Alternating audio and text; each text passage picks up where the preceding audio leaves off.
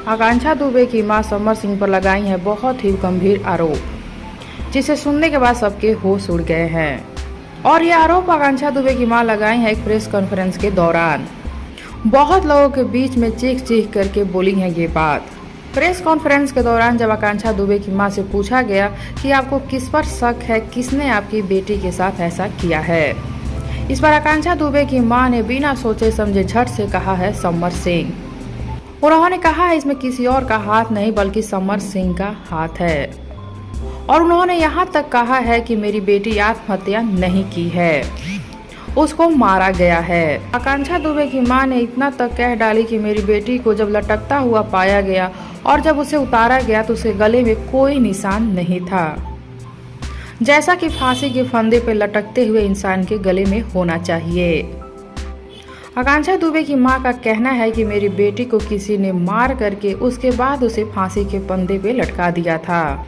मेरी बेटी इतनी कमजोर नहीं है कि वो आत्महत्या करेगी।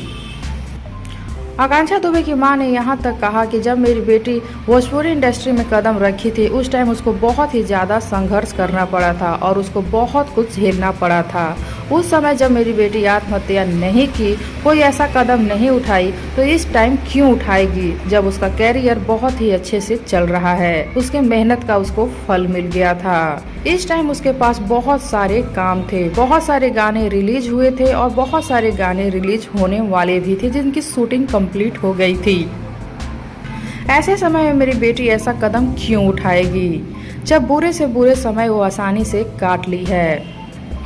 आकांक्षा दुबे की मां का साफ साफ कहना है कि मेरी बेटी को समर सिंह ने मारा है या किसी से मरवा करके उसके बाद उसे फांसी के फंदे पे लटका दिया है। तो अब आप सब बताइए नीचे कमेंट बॉक्स में कि आप सबको क्या कहना है आकांक्षा दुबे की मां की बातों को सुनने के बाद। क्या आप सबको लगता है कि उनकी बातों में सच्चाई है? बताइए हमें नीचे कमेंट बॉक्स में।